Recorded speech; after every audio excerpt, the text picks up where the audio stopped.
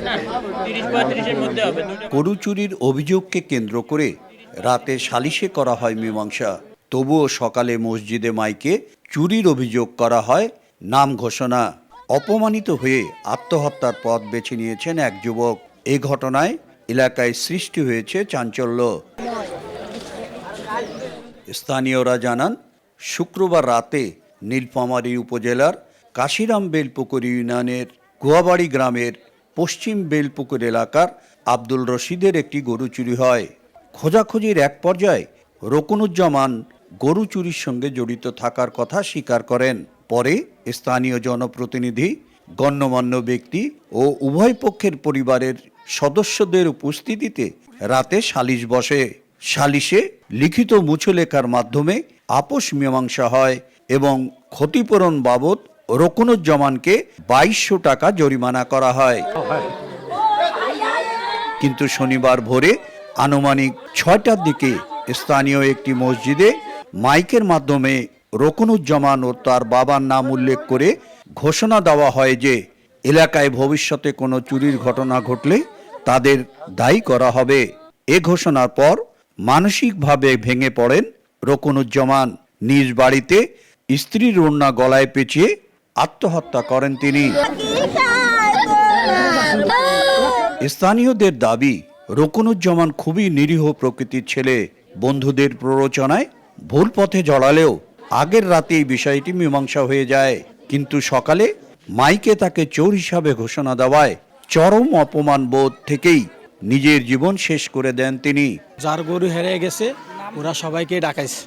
ডাকার পরে ওখানে বসছে, মিটিং বসছে। বসার পর হচ্ছে একটা কাগজে আপোষনামা মানে এরকম একটা লিখছে। লেখার পর মীমাংসা হয়ে গেছে। ওখানে 2200 টাকা ওদের খরচ হয়েছে, 2200 টাকা দেওয়া হয়েছে। আর রাতের বেলা ঘুমাইছে, ঘুমার পর সকালবেলা এই যে এলানটা করাতে ছেলেটা খুব লজ্জিত পড়িয়ে প্রধান আত্মহত্যা করছে। যে ছেলে গরু চুরি করছে সেই ছেলের বাবার গা ছিঁড়ে লবণ দিয়ে দিবে গায়ের মধ্যে। সেই কথা শুনে ছেলেটা নিজের মান সম্মানের কারণে নিজের বাসায় নিজ ঘরে আত্মহত্যা করছে। সম্মান বাঁচানোর জন্য আমার ভাই এই সুইসাইডটা করছে। আমি বোন হিসেবে কি যাব, আমার ভাইয়ের তো ভালোই যাব, যাতে এটার বিচার হয় এইটাই তো যাব। মাইকিং করছে এই স্বামী, আমার স্বামী এই কারণে সুদার করছি। আমার 2টা ছেলে মেয়ে আছে, বিশ্বাস চাই আমি ওসিন মাইকিং করছে আমার নাম ধরিয়া, ওই ছেলের বাপের নাম ধরিয়া মাইকিং করছে। তার ধরলেও মাকে ধরা হইবে, আমি বিচার চাইবা।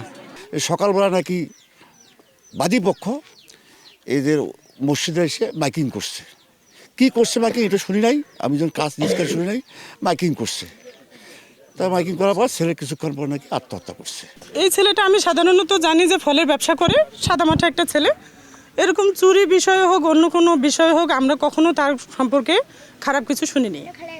এবং আজকেও যেটা আপনারাও অবজার্ভ করলেন, সবার মুখেই শুনলেন, সে প্রকৃত চোর নয়। ধর্নার সাথে সে হ্যাঙ্গিং করে আত্মহত্যা করে।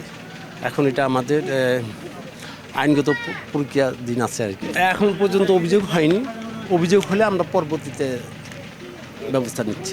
মৃত রকুনুজ্জামান পেশায় একজন ফল ব্যবসায়ী। তিনি স্থানীয় বাসিন্দা জোহরুল ইসলামের ছেলে।